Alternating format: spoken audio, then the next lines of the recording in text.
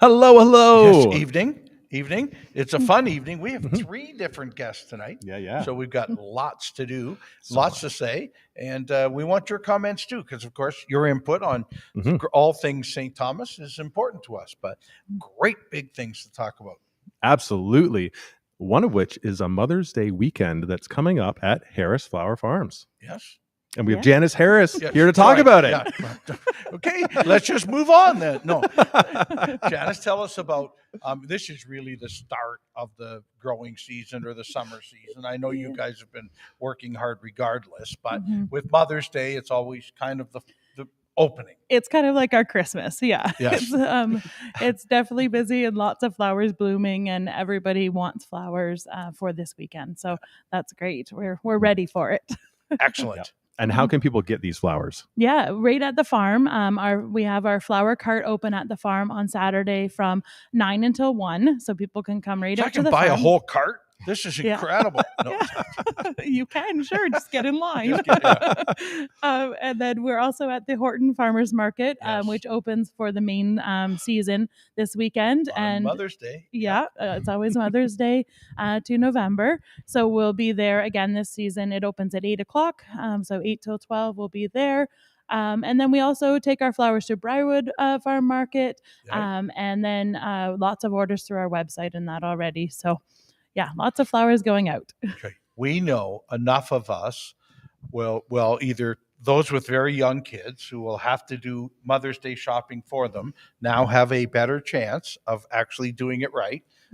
Or you older people who have forgotten your mothers till the last minute, the cart will be out front of Harris Farm Market, and or get flowers at the market on Saturday. So, Yes. Okay. So we've given you every chance to get it right this year. If you're watching Mayor's Update. If you're not, well, you're here. What do you do for your no? Well, you notice we have flowers out today too in front of us, and our Stuffy the elephant is making another return visit. So, tell us what happens at Harris Flower Farm in the off season. Yeah, well, there's not too much of an off season actually. Kind of January is my downtime that I don't do too much, but we're planting and we have flowers blooming from mid-March until December with our greenhouses and that. So, and then even in the fall time, like we're planting all of these tulips that are blooming now and getting ready for the winter season. And then the springtime, our greenhouses start up in February, starting all the plants for this year. So really it's almost year round. Like I only really have January and a bit of February off. She gets time off. Yeah, I don't know. The rest of the year, I don't. No. And time off for a farmer? That doesn't seem right. How does that work? You work from dawn till dusk the rest of the year, and those are very long days during the growing season. So I get it. Yeah, I'm lucky to have a really great crew that helps me, and we get a lot done in my family and that. So. Yeah. Let's talk a little bit about your family, because you have been around for a long time. Yeah. Well, thanks. I'm not that old. Not you, but your family, the generation. I was going to correct him, but I thought, no, I'll let him step on his tongue. That works really I'm pretty good at it. Yeah. So we grow at my grandparents' farm. We bought that from my grandma in 2011. And then my parents have mixed organic farm. So they were growing vegetables and that for a long time. And as a teenager, I mean, if you told me I was going to be a farmer, I would say, yeah, right. I'm not doing that. No. I went away to school, became an optician, and did that career. And then I see. Yeah, so that was a good one. That's all I got. Yeah. So I went away to school, had a career as that, and then I teased my husband that he brought me back to the farm, and I wanted to start growing something and doing something after work and having an income after my job. So my parents were selling and vendors at the Horton Market at that time with the vegetables. Yep. So Mom suggested I grow gladiolus that summer. And so I planted 3,000 gladiolus that summer and just jumped right into flowers.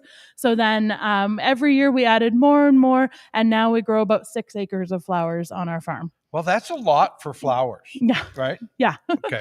Yeah. And your mom's actually watching tonight. Oh, I'm sure she is. Hi, Kathy. How you doing? Hi, Mom. And she says you have the best tan out of the trio. Yeah. Oh, yeah, sure. We've been stuck inside all winter. No, That's very true. I get it. Somebody else gets to work kind of outdoors or greenhouse type Yeah. places, right? Yeah. Yeah. Yeah. We should go hang out. Yeah. you No, can it's come. amazing down there. They're just down the road from us. I know. Mm. Yeah. Yes, in August, I maybe let the cat out of the bag, but in August we're hosting the Business After 5 for the chamber. So Excellent. yeah, That'll be a fun one to You go can to. definitely come that Yeah. one. It's gonna be All lots right. of fun.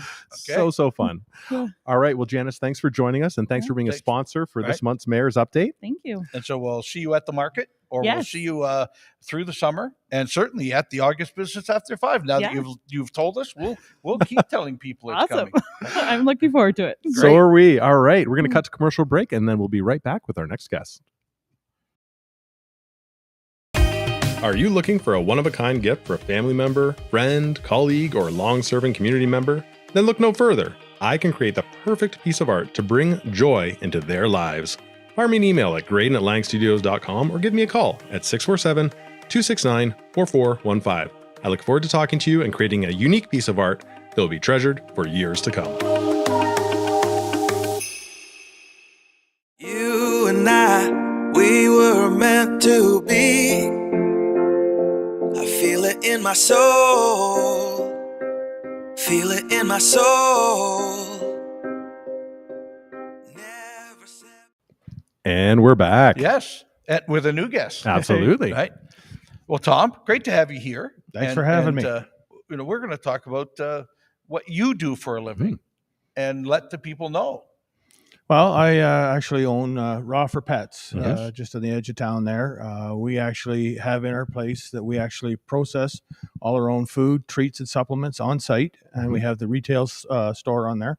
My wife, Rox, is a certified holistic pet nutritionalist. Yeah. So we actually do consultations for anybody with dogs with health issues or anything like that, and cats as well. Right. Mhm. We've also just recently opened up spa for pets. So we actually have Oh. a spa in the back corner of our facility as well. What does that entail? So it's a tub so you go in and have your dog or cat bathed, groomed, nails trimmed. They come home smelling good. Oh, yeah. that's nice. Yeah. Yeah. My JoJo says, I want to go, but they rub me the wrong way. Oh, but you won the pitch for Right. the Elgin Business Resource Center. Yes. And a part of that is one of our sponsorships. Provide a sponsorship to the winner of the Right. pitch for the show. Yes. And so talk a little bit about the pitch that you put forward for winning the pitch. So the pitch was it's a fairly long process. In actual fact, I was in the finals 3 times in the pitch. Each time got a little bit better, I hope. In the end, it was very much a very strong learning place. The resource centers and stuff that are available are amazing to help. We've actually reevaluated the whole company and adjusted the direction. So we went from having a small store over on First Ave with a processing plant in Belmont to we've actually brought the two facilities in one. And we've shut down the wholesale side of it and we're concentrating on retail and the nutritionist side. So we're actually we have a couple of young ladies that are apprenticing as nutritionists under Roxanne. Excellent. And I believe we're the frontiers on that. I don't know of any other So you're company that's doing mentoring it. a couple of others who will grow probably into their own business or making yours bigger, one or the other. One or the other. Well, we say a lot when we're mentoring, and I know Elgin Business Resource Center would always say this: write your business plan with a pencil with an eraser on it. Absolutely. Because what you wrote down the first time is not going to be there 6 months later. It will change to at least give you the opportunity to look at it different. Well, in this day and age, we use the computer though, so I can hit backspace. Did I just age myself? Right. Just a tad. Right. But I used to teach, don't use a chisel and a hammer to write your business plan. You will want to cross things out and start a bit again. So, and this process has really shown that it has really come to light. Like we, as a team, we worked with it, and my business plan has been completely rewritten all 3 of the years and changed the direction of where we're going. I think we're on a strong path now. Where we're going.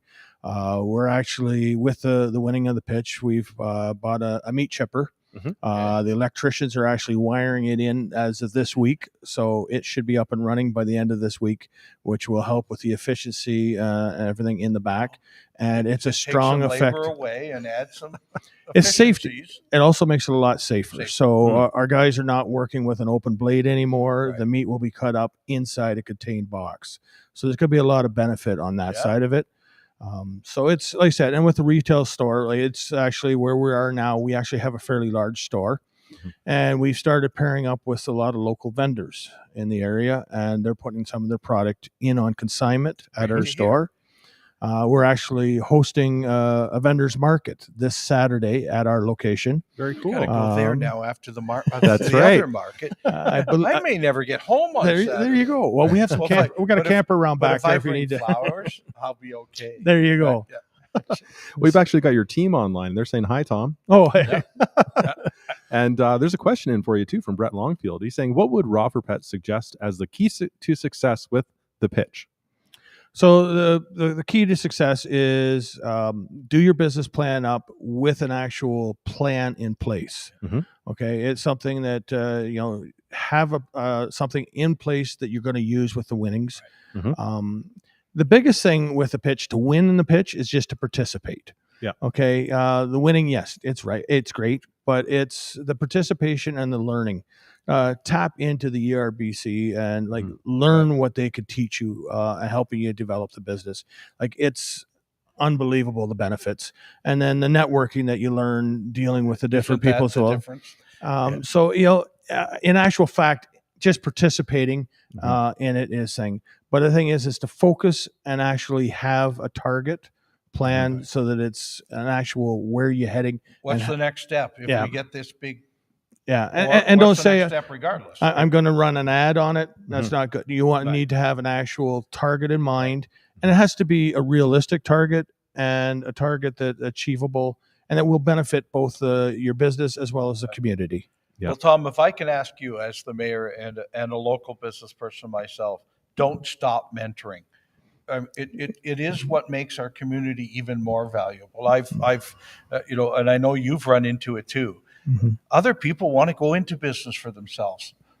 Yeah. And if you can give good advice on how to do it or even what you find good about it, share it all you can. There's no cost to doing it, and there's only benefit. So please. Yeah. Well, I've got my background. I actually coach different sports for a little over 20 years. So I've got that experience on that side of it. And then, like I said, it's something we're working with it. With the prize, we also got benefits with the chambers in both St. Thomas as well as Elmer. Right. We're actually looking at hosting the Elmer Chamber Business After 5 in September.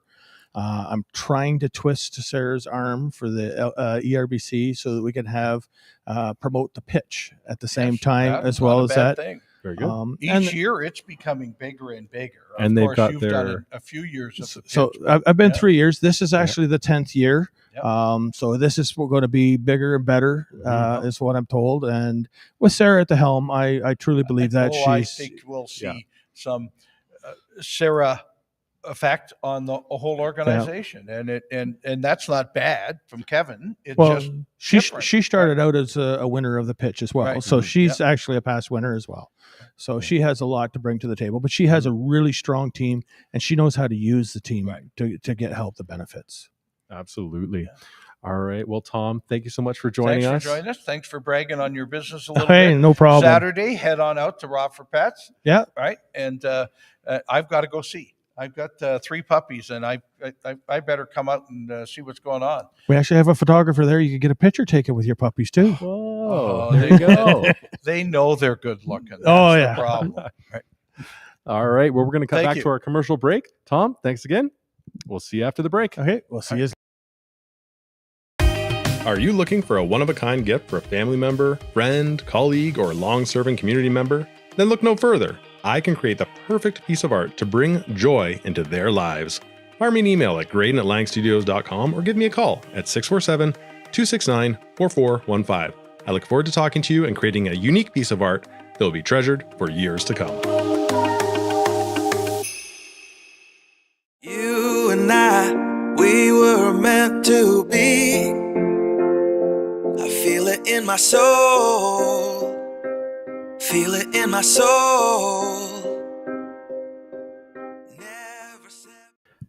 All right, and we're back with a bit of a disaster here. Well, yes, it's an emergency. It's an emergency. Where's the siren? It is Emergency Preparedness Week here in St. Thomas and across Canada.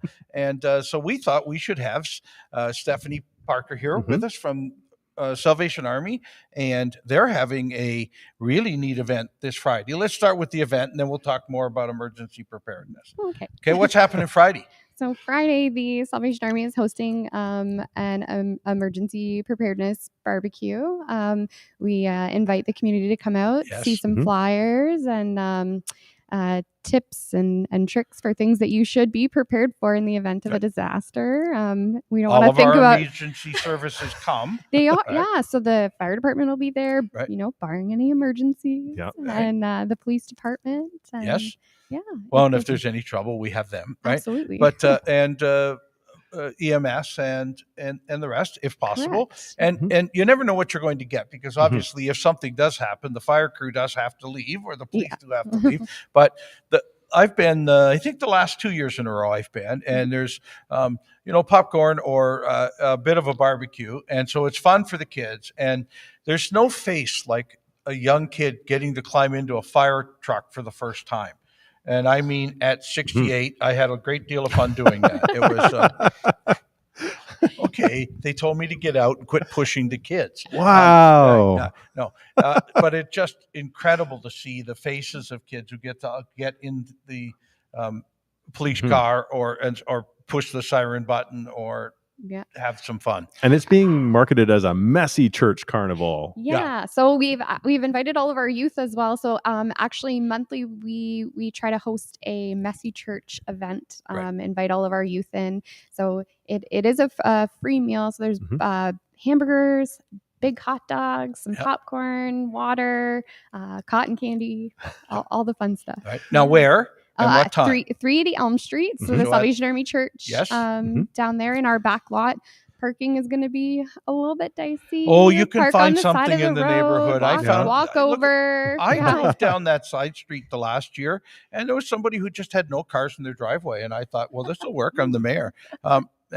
No, it didn't. But I found a spot. But the barbecue will start at 5:00 and run until 6:30. But lots of fun so stuff. it's a nice short period of time. A lot of fun. Bring all of the kids because they have a riot, right? There'll be a dunk tank. So maybe if we can, you found a dunk tank. If it's warm enough, we can get the mayor to hop in there. Maybe if we get enough comments on here. Speedo? He's been threatening to wear a Speedo for years. But maybe this is actually the moment here. People. This is not good. Hey, a dunk tank. Sure, I have done that in years. Right? But their emergency preparedness, there'd be somebody who could give me CPR. Should it be? There will definitely be someone there. Right. Yeah, there's oxygen. That's perfect. Right. Great. Safety first, folks. Oh, yes. So let's talk a bit about Emergency Preparedness Week. And we recognize what a great job our emergency services do. But the Salvation Army also does some great emergency preparedness stuff, or emergency reaction, maybe a better, right? When there's a house fire in town or when there's a local disaster of some sort, the Salvation Army always steps up with their van. And I know every Monday they step up with their van downtown as another feeding food security piece. Yeah, absolutely. Yeah. So tell us a little bit about it. What is this? So we go out every Monday night in our nice Salvation Army van. It's kitted out. It's a kitchen on wheels. It is a kitchen on wheels. You and I have to borrow this, Grayden. How have I not heard about this before? Awesome. Yeah, so we go out to Moore Street every Monday night. Around 5:00 is typically when we go, and we serve anywhere from 140 to 226 was my biggest number since I took over April 1st. Yeah, meals to the people in the another community. Great part of our community is there's a number of groups that handle food security with us or help with food security. With the Salvation Army jumped in right away with this vehicle and said, well, let's us do one night a week. And see what we can do. There's many people who are maybe precariously housed or even in one of our shelters who find this as another great thing to do. Get out and meet other people and get a great meal. Fantastic. Now I heard another event you were talking about, which was movie nights. Have you talked to anybody about that yet? We just announced it to our congregation on Sunday. So it's a brand new event. I'm not sure if it's on Facebook yet, but once a month during the summer months. We love premieres. Yeah. Starting June, I want to say 21st. Okay. I think. And don't quote me on that date. You have a massive screen for your parking lot. We have a giant blow-up screen for our back lot. We have a grassed area there. So bring the family out. Bring blankets or lawn chairs. We'll have some goodies. And firewood and a fire. Probably not. Okay. Not unless the fire trucks are coming. Yeah, right. Okay, well, we'll just have to make sure they're there. Yeah. That's awesome. So, and you get to pick the movies, mostly family movies. Absolutely, yeah, family movies. Nothing dark and like depressing. And you just had Saturday night pies and purses. We did. We had a person pie auction, and it was very successful. A person pie? Not person Purses. pie. Oh, purse and pie. Yeah. Oh, okay. Good. I was going to say, that's actually cannibalism. Not put the pie in the purse. That is definitely a confusion that we've had to clarify in the past. No, purses and pies, an auction, and all of that money raised actually went right back into the community as well. So that was an excellent event. I think we raised almost $7,000, $6,500. So I think. Think how many meals that can, how messy you can make a church. with those kind of funds. But I love the fact that you do that with the kids and the teens in the church. That once a month there's just come out and have fun at the church piece. So. All right. Well, that's our time for this segment, and we're going to cut back to our commercial break and then go into municipal politics. Oh, we got municipal politics to talk about. We should get an expert. Oh wait. We have Mayor. Yeah, it'll work. We can get it done. Stephanie, thank you so much for sharing that information. Thank you for coming and sharing it. And we hope that gets us a great crowd out. I hope so. We've done a great job of sharing it on social media. We keep pushing it. You put it up, we'll knock it down. We do that. Yeah. That's our job. All right. We're going to go to our commercial break. Now, just for the record on this commercial break, like we have this one. It's the same one for the three people that we've had through. We're going to fix that. We're going to get more ads in here. So there's a little more variety. We never thought of doing pieces before. Yeah, this isn't CBC Gem, all right? We're not doing the same thing where it's the same ad every single time for like 3 weeks. We're going to vary it up. I'm just saying, don't that's the caveat. Don't blame the mayor at all for. No, this is 100% my fault. But I'm going to fix it. More fun. Are you looking for a one-of-a-kind gift for a family member, friend, colleague, or long-serving community member? Then look no further. I can create the perfect piece of art to bring joy into their lives.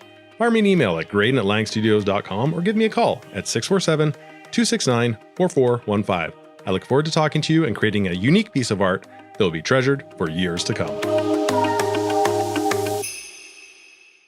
You and I, we were meant to be. I feel it in my soul. Feel it in my soul. All right, and we're back for the municipal politics portion. We are, and I have the rear end of an elephant. The elephant is in the room. Let's talk about it. Look, so many great things going on in our community, and if you want me to apologize for construction, I will, but I'll say it's how we build better cities. But we've got a lot of streets under construction in St. Thomas right now, and certainly the worst or best, the most construction along Kane Street right here near downtown, and the Highbury work that's happening up north of South Edgeware to Ron McNeil. Yep.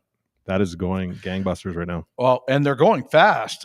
We got all of these projects bid on early so we could get started early, but boy, they're going fast. We're going to be able to do some more this year with what's going on. So a lot of conversation in the community about that. What do we do next? Yep. We know that if these projects come in under time, we'll have a chance to do even more, one or two more big projects this year, which is why we go out early and start some of these construction projects early. We had a great conversation last night. One of the other neat things that we're now doing, there's skunks and raccoons. Yeah.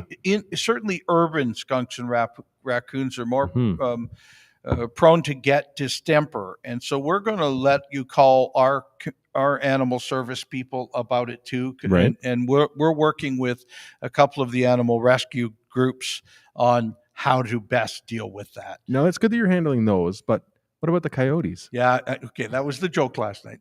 Coyotes are very capable of taking care of themselves, and they don't get much of a disease thing, but you can always use the Acme Anvil Company should you need help with your coyote. A classic solution. Yeah. Or the Acme Fireworks. No, that'd be cruel. If we can get some roadrunners involved, that's right. Well, that problem handled in no time. Yes. And so that was conversation at council last night, and a lot of conversation about just the up-build for the PowerCo Volkswagen plant. The rail yard is starting in. The water pumping station went to tender. It came back from tender last night, so it can get started.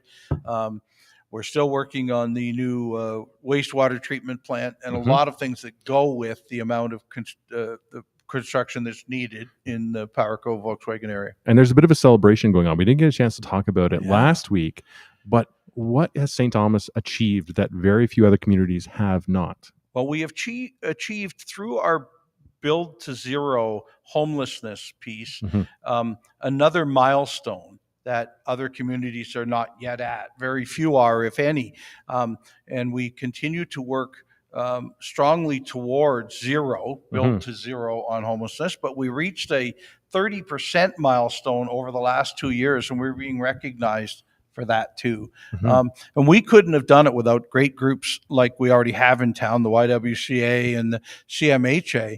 But Indwell has been another great partner with us on the supportive housing, and they have a great event going on tomorrow night too, where we're recognizing them for being around for 50 years, helping housing in Ontario. So we work together well with the other people, and we can't take any credit for any one thing, but we can take parts of credit for many things, as can they and the other groups in town. Well, it's just amazing the way the community has come together to house the people that need it.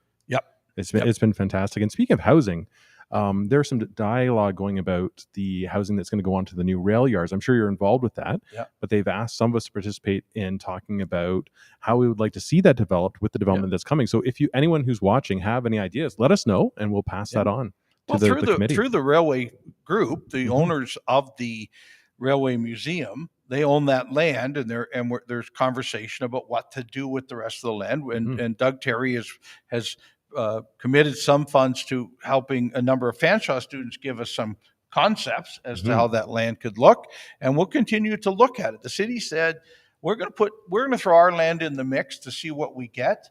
But the answer is it'll come back to council a number of times before we commit to anything in the downtown. It's a pretty important piece to us to get housing where we don't have housing, but also to clean up brownfields and contaminated sites in our community. If you can do both with the same project, let's do it. That's a win-win. All right, we've got a question in from Brett Longfield. He's saying, does City Council have expertise in healthy and sustainable urban design to properly inform intensification in our core, featuring landscape architecture to effectively enhance community well-being? Yes, and we've called on experts. We also have our own urban design program coming up. We have our own official plan renewal happening. We'll have a transportation master plan.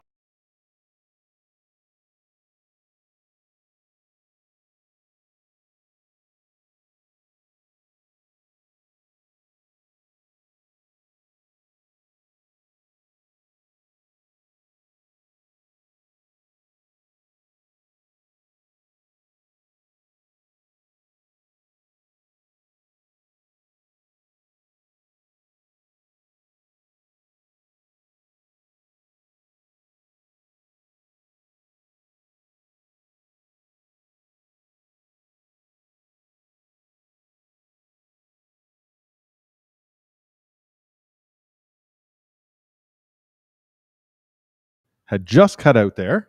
Okay. So we might have lost that little bit of that question. So we'll just do a recap on, does City Council have expertise in healthy and sustainable urban design to properly inform intensification? Yes, our planning department has its own experts, of course, and we're working at urban design guidelines through our planning department, but we're not shy about going out and asking experts in the field and people who have done it before about what are their thoughts on what we could do in our core. Fantastic. And Brett's also saying important to consider better engagement with wildlife in our rapidly changing city, and I think that's in reference to the raccoons. Well, and the absolutely. skunks. We recognize that we're now seeing wildlife that's maybe always been there. I think there's a study done that there's at least one wild skunk for every block in the city, in any urban environment. It's whether you see them or not. If you start to see them, there may be reason why, and that's why they may have distemper or one of the other issues, and that's why we're also getting involved in helping remove that.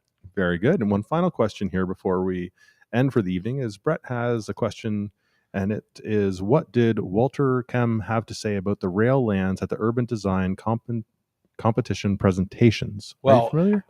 Walter was an incredible guy to talk to. There was a number of people that were there. Some of them saw it as such a beautiful blank canvas that we could do so many things too. But the input was far more to the groups that were presenting, the college students who were presenting different thoughts of what that square of property in downtown St. Thomas could look like. I don't think I heard too much. I'll put it this way. It was a very positive day. We heard lots of excellent suggestions. And as Grayden said, we're now collecting all this data that we can. We know we'll have to do a secondary plan for that area before anything can be voted on by this council. So let's gather all the information we can. And as I always like to say, the answer is yes. Let's just start on a plan that looks great for the city of St. Thomas. Perfect. Well, thanks again, Mayor Joe, for your time every week doing this show, live Q&A. Great. A lot of fun tonight. Yes.